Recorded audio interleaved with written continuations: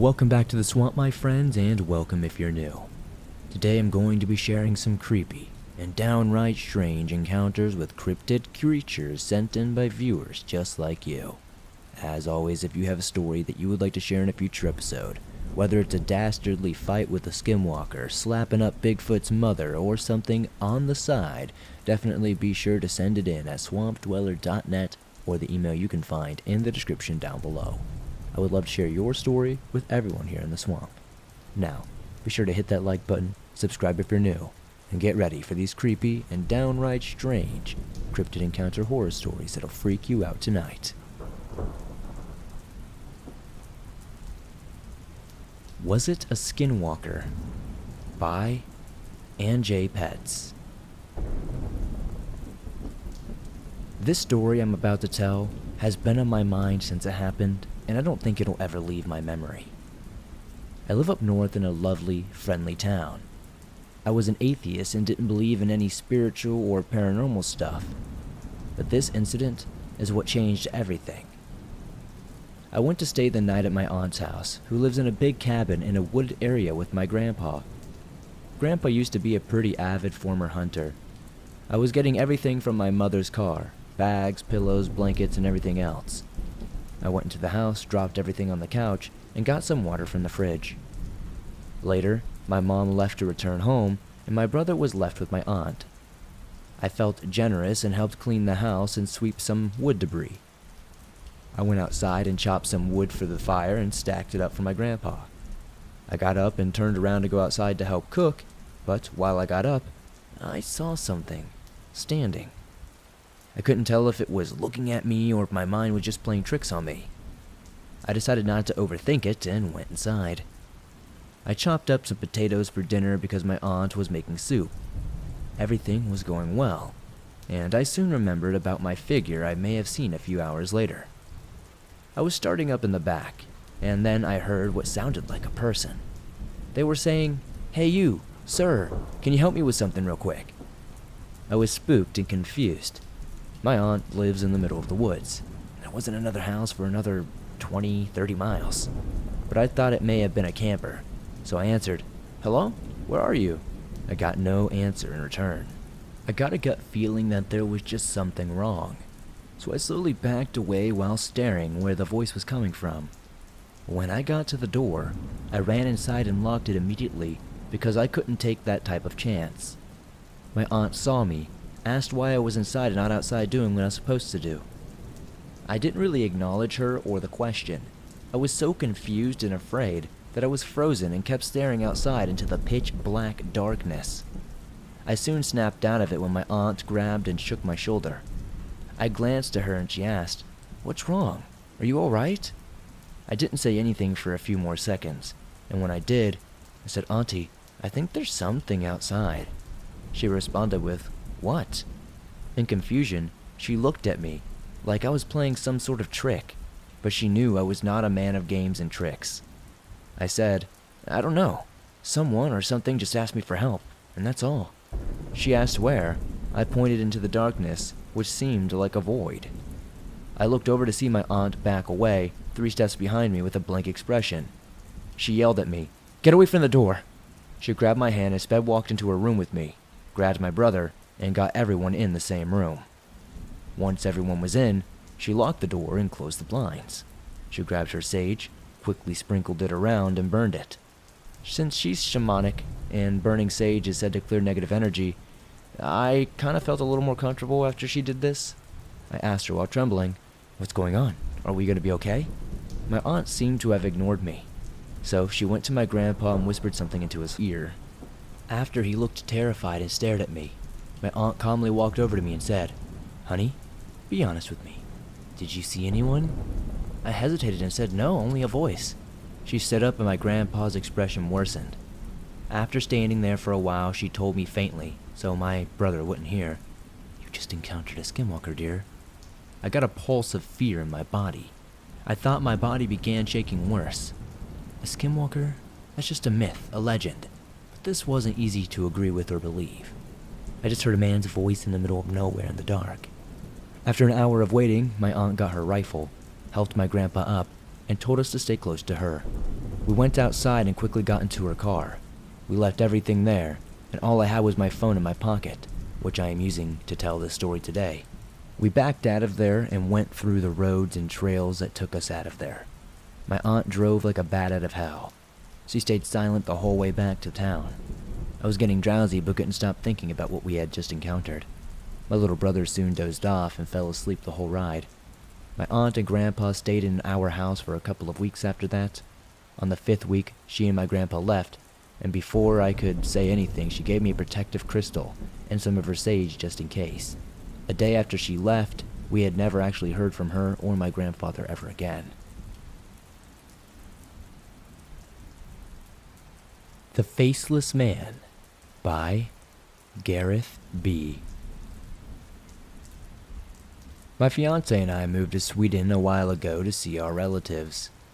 We moved into a small apartment that looked decent. My new mate, Patrick, stayed over the night when my fiance was off to work. I must admit that this was one of the creepiest nights of my life. We were up late drinking and watching TV when the electricity suddenly went off. It never really bothered me or Patrick, but back to the story. We were just hanging out, and out of nowhere, we heard this loud growling coming from somewhere. Possibly from outside, we thought. We didn't think much of it at first. Just hours after drinking, we decided that it would be best to get some sleep and just to brush it off. I wanted to be polite and offer Patrick my bed in the bedroom, as I claimed the living room sofa for myself.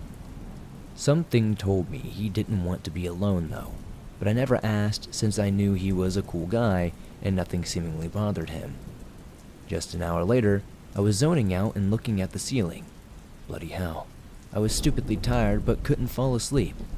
Something was off and I just knew it. There were light taps on the windows and I thought the rain was hitting it. But the taps got worse and worse. I suddenly wanted to close the blinds and bury my head under the pillow. I quickly closed them and then sat back down on the sofa. I turned the TV on since the electricity returned and tried to distract myself from the non-stop tapping on the windows. I felt a wave of anxiety kick in, and I heard a loud ch to the left from me where I was sitting. My gaze quickly turned to the door frame, where I could see an old man standing, not moving an inch. But this was no normal old man. His face wasn't really a face of a human, if that makes any sense. As soon as I saw this old man, I heard a louder tap, and my gaze traveled to the window again. The second I looked back at the door frame, I saw no one was there. Everything went quiet, and I was incredibly uncomfortable with what I had just witnessed. I wanted to go to my bedroom and wake up Patrick, but I feared leaving the living room. I thought waking him up was unnecessary, so I let it slide. I laid down on the sofa and tried falling asleep even after that weird event. Surprisingly, I fell asleep this time but woke up a bit late. When I woke up, my fiance was there and my mate was talking to her. He was a little hungover after drinking. As I entered the kitchen, he turned to me with a concerned look. "You okay, dude? 'Cause I tried waking you up last night because it sounded like you were choking." That shocked me a little. I mean, wouldn't I be aware if I was choking? My mate told me about my sleeping with my open eyes and staring at the ceiling. He tried to wake me up several times after he heard me screaming and choking unconsciously. That freaked him out so much that he didn't really even contact me for a couple of months after that. It's been over a year since then, and I'll never forget this event.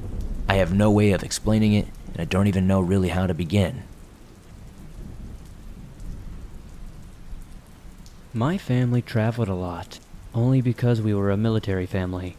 If we had the choice, we would stay in one place forever. Now, because we traveled a lot, we had a fair share of stories.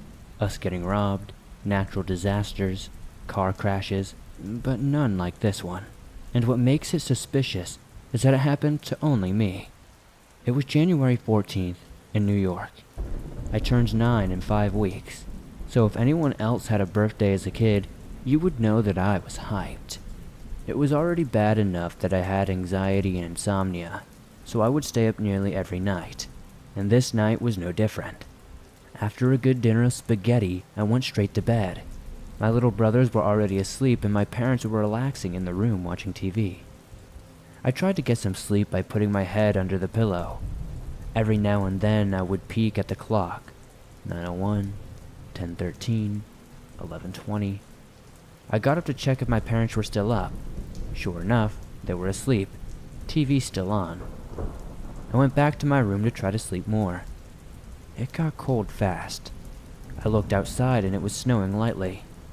I looked at my clock and it was 11:27.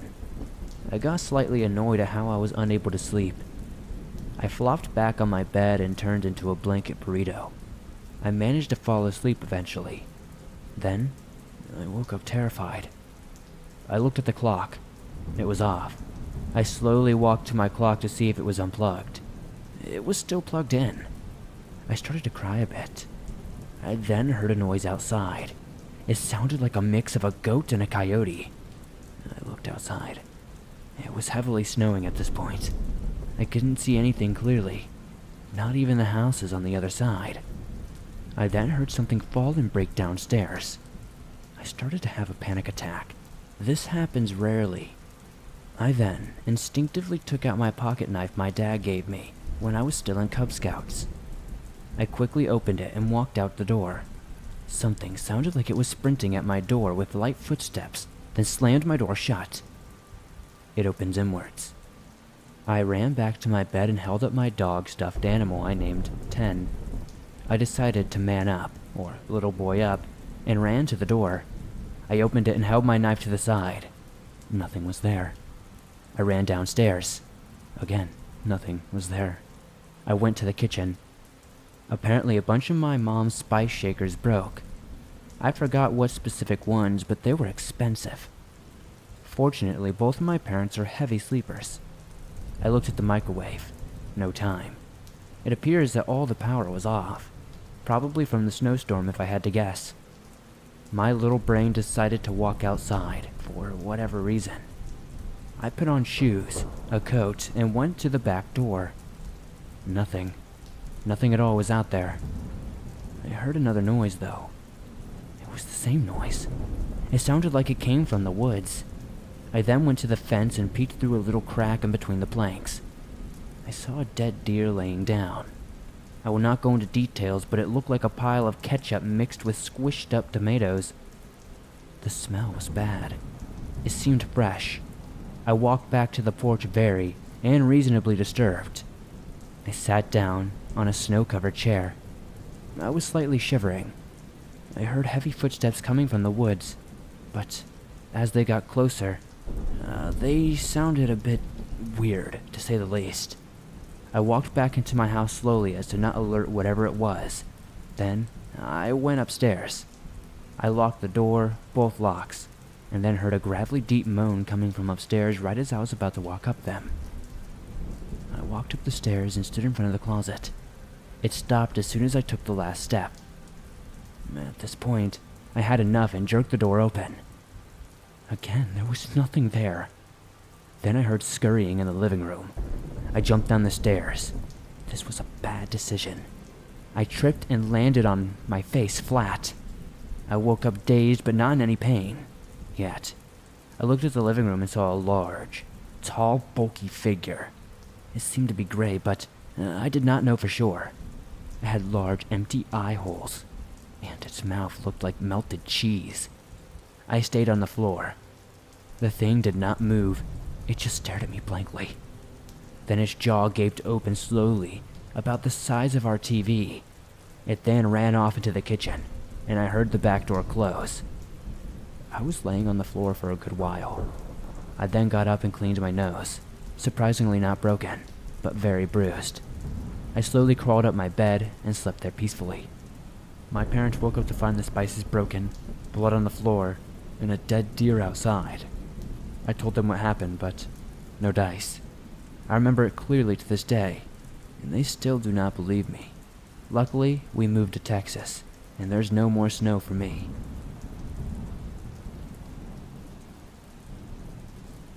Opening day of deer season in northern Michigan is viewed more as a holiday than just another outdoor activity. People from all over the state come in droves, filling all the campgrounds, hotels, and bars the night before.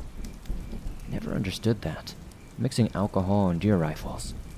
Most of these people don't care if they even see a deer. They take this time to escape their everyday life and just relax. although some are too hungover to even get up the next morning and trek through the woods to their hunting spot. Our family is fortunate. We have resided in the small town of Grayling, Michigan, since the early 1930s. We have a couple hundred acres of land that is used primarily for farming and hunting. There are whitetail mounts displayed in our homes that can attest to how fruitful our land is. We used to get together the night before opening day and partake in several intense poker games. Additionally, we would take this time to do some last-minute strategizing and go over our gear by doing a mental checklist. Our opening day gathering spot was held at our family cabin that is set deep in our woods on our property. To get to this location, you would have to turn on four-wheel drive and travel via rugged 2 tracks that would bounce your head off the truck roof if you weren't holding on right. Concussions aside, it is a very beautiful location. The cabin consists of 1 bedroom and 2 bathrooms, with a pair of bunk beds in each, and a pull-out couch in the living room. The main living area is an open concept space with the living room, kitchen, and dining room connected. Signal is non-existent at the cabin, so there's a vast collection of magazines, books, and VHS tapes for this ancient TV, with a built-in slot that I don't think has ever been used in over a decade. However, the magazines have a thick layer of dust on them since the curation at the cabin leaves little to no time for boredom. Unfortunately, this was not the case a couple years back. As the years went by, fewer and fewer hunters made the trip to the family cabin.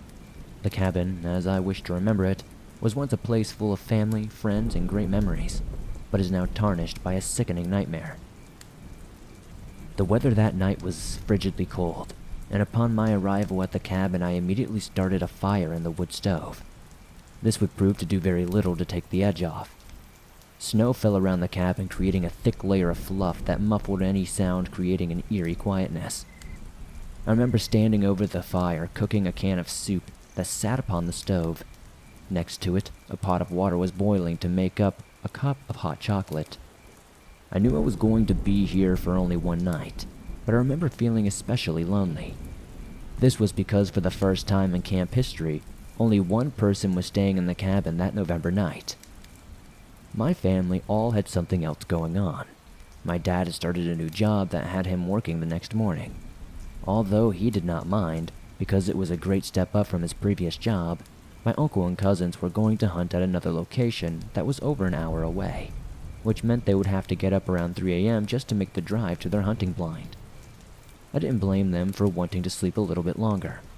So there I was with my tin can meal, walking over to the broken VHS tape and just trying to get something to work so I had some entertainment. Giving up, I saw something standing outside the front window looking in at me. I nearly flipped backwards trying to get away, bumping into the dining room table. I refocused all my attention on the front window, but there was nothing. I could have sworn I saw a dark figure standing outside. I chalked it up to the snow falling a certain way and possibly a small case of cabin fever. I turned on every light in the cabin, not wanting to see outside any longer. I did not want to risk being fooled again by my overactive imagination. I was a third of the way through my movie, with an empty can of soup and a half-drunk cup of hot chocolate in front of me on the carved wooden table. Sprawled out on the dining room table and the chairs were my hunting clothes and gear. I had cleaned my rifle earlier in the night and leaned it in the corner of the room by the head of the couch, just a couple of feet away from where I was sitting. The movie had ended, and I had laid there, staring at the ceiling, when a new wave of horrific emotions came over me. I was being watched. I was scanning the windows, trying to figure out where the hollowed stare was coming from, when I saw it. Across the living room, my great-grandfather's prize deer mount hung just above the entertainment center, and was supposed to be facing the back of the cabin, but was looking right at me. I started to scream as its neck made a series of popping noises that sounded like bones and flesh tearing from their joints. The monstrosity began to look me up and down. Another loud pop erupted from the room as the animal's lower jaw fell to the floor, creating a loud thud and sending teeth flying all over the wooden floor. When I thought my screams couldn't get any louder, I jolted up from the couch, covered in sweat. It had been a dream. I sat there with my heart beating through my chest. I looked over at the clock on the microwave to see that it was 3 o'clock in the morning. The deer mount across the room was looking in its proper direction, but I did not care to stare at it for more than just a couple of seconds to ease my worries. I stood up feeling like I was being watched still, which was to be expected after a nightmare as hellish as that. The fire in the stove had burned down to just glowing coals, so I got it going up again. I went over to the sink to fill the pot full of water to prepare a coffee for my morning hunt that would begin in just a couple of hours. Halfway through filling the pot, I heard a sound that made my heart skip a beat. The floorboard behind me creaked, and with it came the vibration of a footstep. I was frozen where I stood. I did not know whether to run or turn around. I thought maybe I could try to do some sort of spin move to get away from whatever it was.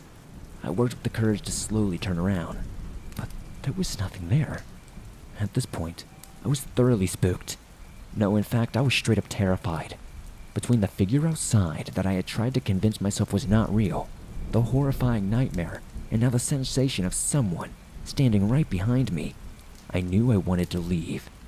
I told myself that there was only a few more hours until I would make the journey to my deer blind, and an hour or so that would bring the security of daylight. Then it hit me, a thought that hadn't crossed my mind. I was supposed to leave the cabin and walk through the darkness of the forest. This sent shivers down my spine. I would have my rifle with me for protection, but this still didn't put my mind at ease. What I was dealing with did not feel natural. I sat back down on the couch and began to think about how I wanted to just leave entirely. But I was determined that I would walk to my blind about 5:30 to get there before daylight came. I would have normally left sooner, but this would have allowed much less time sitting in the dark before the sun illuminated the sacred land. I somehow managed to doze off sitting up on the couch, but was awoken by a pounding on the cabin door. This erupted me in some sort of fear I've never experienced before. I stood there staring at the door waiting for another dreadful knock. Instead, my dad's deep voice came booming from the opposite side of the door.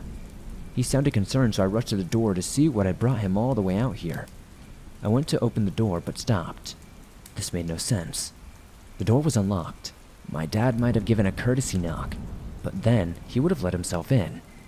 I knew I'd fallen asleep, but I believed I would have heard this diesel truck come up to the cabin. It's pretty loud. I took another step back and saw something in the corner of my eye. To the right of the cabin door hung a mirror that was reflected most of the living room and the kitchen area. What had caught my eye was the reflection of a figure that crouched behind me in the middle of the room, ready to pounce. The sight of this thing made me want to puke. It was a deer that had flesh hanging from its body. The antlers on it jutted out in several different directions. It was covered in an infectious, decaying skin. Then, the pungent smell hit me like a ton of bricks and made me gag. A familiar sound echoed in the cabin. It was the popping noise I had heard in my dream that had come from the deer mount. This creature thrust its body backwards, causing it now to stand on its hind legs. I had to get out of there. The keys to my vehicle hung below the mirror on an antler that we had screwed into the wall to make it like a key rack. I grabbed them and flung the door open. The sound of hooves chased behind me, clacking against the floorboards. I must have hit the unlock button on my key fob 10 times before reaching my truck, even though it was only a few yards from the cabin. I jumped in and floored it out of there, not daring to look back. I have never returned to that cabin.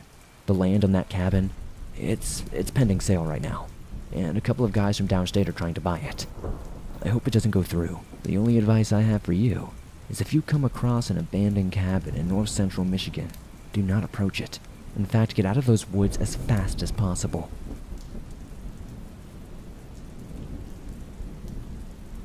Many people believe what they perceive in the world is reality.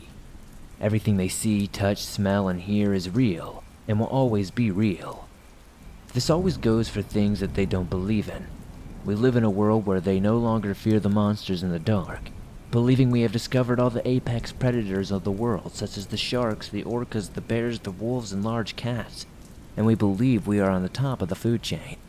While it is true, we currently have no natural predators, we are merely prey of opportunity. This doesn't change the fact that we are prey nonetheless. One doesn't get to experience the feeling of being hunted, of being stalked like a wolf stalks an elk. The feeling of dread you feel as the eyes of a predator are staring into you, waiting for you to make one wrong move. I was 14 at the time.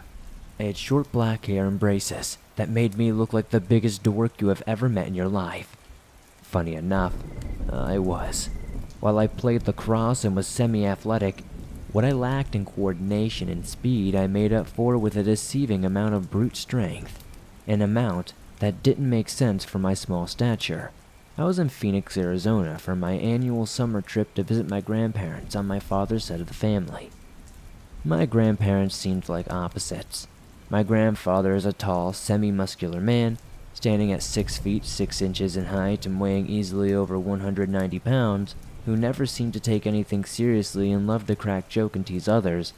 My grandmother was tall for a woman, standing at easily 5 feet 9 inches, was rather skinny. She didn't make jokes often but always seemed to laugh at my grandfather's jokes. The only similarities I ever felt like they really shared was their love for their family and their love for going on walks and hiking. They also owned a beautiful dog named Lucy. Lucy was a rescue when my grandparents got her, and such, she came with her own issues. She wasn't fond of bigger men and hated big dogs, yet somehow that didn't seem to stop her from loving any of the men in my family, including my grandfather. If you saw Lucy from a distance, you'd think it was just a large fox. Her fur was the orange color foxes have, and her tail looked just like a fox. In truth, no one knew what breed she was. Even after having become a registered veterinarian assistant, I still have no good guess. The only thing I know for sure is that she at least shares some part of German Shepherd, as she shares the same common characteristics they have, including the medium size, pointy ears, snout, and her love and undying devotion to her owners. The morning after I arrived at my grandmother's, they told me that they were going to hike up Camelback Mountain, a mountain that got its name for looking like a camel's hump. I hated the idea of doing this. Like most high schoolers, I just wanted to lay in bed and watch YouTube, especially since this would be the first year I didn't have my brother Jalen to keep me company. Jalen was my older brother, who had 6 years on me. He had just turned 20 and decided he needed to work to save up money for when he goes back to campus, leaving me to go on a trip by himself. I wasn't upset. Obviously, this is a decision he needed to make, but I was sad about it. Up until 8th grade, he had been my only real friend that I could really rely on and open up to. As I was sitting in the car with my grandmother, I remember staring out the window, admiring the scorching sun, and listening to the steady panting of Lucy in the back. I looked up into the rearview mirror in hopes of seeing her smiling face, instilling confidence in me. I yawned and rolled onto my side, facing the passenger side of the car, and closed my eyes. While I slept, I remember reflecting on the story my grandfather on my mother's side of the family told me a few months ago. These grandparents only lived a few hours south of my family, so I visited them more often. My grandfather, who I will refer to as Papa to help separate the two, is a short, overweight man who loved his grandchildren more than life itself, but he took a liking to me more than anyone else. I think the reason for this was because I took the time to listen to his story. Papa had served in Vietnam when he was younger and had numerous stories to tell, a few of which were almost unsettling. He told me of creatures, the likes of which we humans have never seen before, living in the jungles there. He told me how the creature was more dangerous than the Viet Cong soldier or animal, anything like that. He also gave me survival tips in case I ever found myself stuck in the woods and felt unsafe. If you ever feel like you're being stalked by something, do not run. Prey runs. His voice echoed in my head. Don't ever scream, prey screams. If you see the creature stalking you, do not meet its gaze. Most animals take that as you challenging it, and while humans are extremely capable creatures, being able to rely on adrenaline to take down a lot of animals, there are creatures in this world that will butcher us without hesitating. His words seemed to burn themselves into my head. All you need to do is make yourself look as big as possible and walk out of its territory as fast as possible, while still walking. The last of his words echoed as I felt someone shaking my body a little bit. We're here, Josh. It's time to wake up, I heard my grandmother say while rocking my body back and forth. We both got out of the car, and I gave Lucy the treats I had promised her. As I stood outside the car, holding Lucy's leash, I breathed in the fresh air. It smelled quite different from Indiana, as it didn't carry the swamp smell Indiana's humidity usually carries with it. The air was much thinner, making me more confident that I wouldn't be able to run nearly as far as I would be able to at home. As we walked along the trail, my grandmother and I side by side with Lucy leading the way ahead of us, I made idle talk with her as we walked down the trail. The mountains were beautiful. Well, one would imagine it just to be a barren desert there. There are specific parts of arid trees and cacti that turn into a sort of forest, that combined with the beautiful blue skies and warm, almost boiling hot weather, made it a beautiful day to hike. As we continued to walk, I felt this sense of dread growing inside of me the further we went.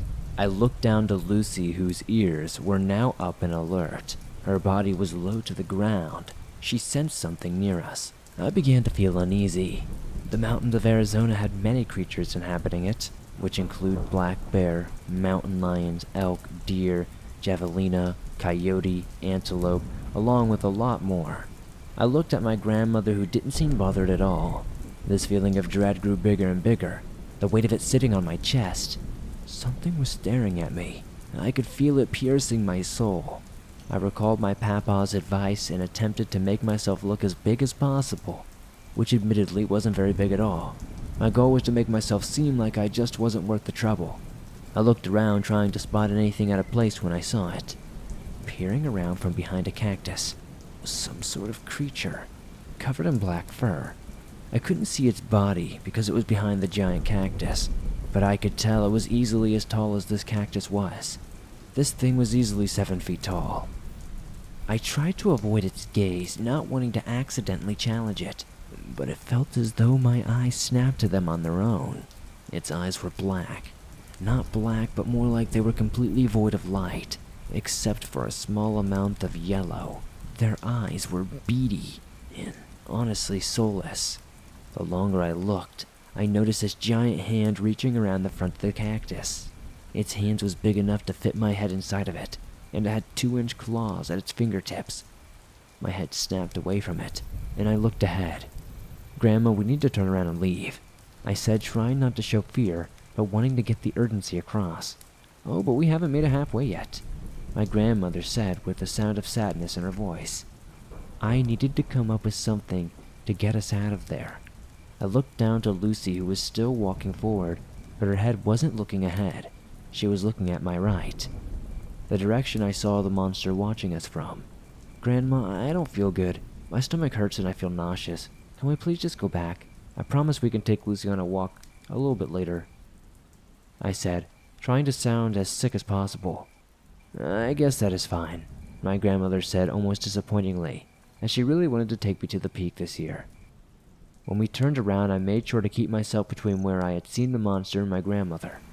As we walked back down, feeling the dread continued to get worse. This feeling of hopelessness, that you are no longer the scariest out there anymore. That at any moment's notice, something could decide to take you out of this world. When we got back to the car, I noticed we were still the only ones out there, which is strange, as it was usually a place to go hiking that was very popular. Lucy reluctantly got back into the SUV, preferring to stay outside and keep watch while my grandmother got in the car. While I finally got Lucy in, and I got myself in, I looked ahead on the trail. There was something, somewhat obscured by the foliage. It was a hulking animal of some sort. It had the face of a dog with its long black snout, but was easily bigger than any black bear I'd ever seen before. It stared at me, into my soul once again, but it never moved, only stared at me, which was almost scarier than it charging us. We went back home, where I sat in my room and immediately called my papa. Honestly, he would be the only one that would believe me. 2 days later, my grandmother told me she had seen something weird on the news of a few hikers going missing on that very same trail. She thanked me for convincing us to leave. I still have never, ever gone back to those mountains. Even as I've gotten bigger and more experienced hunting and such, I just don't trust it.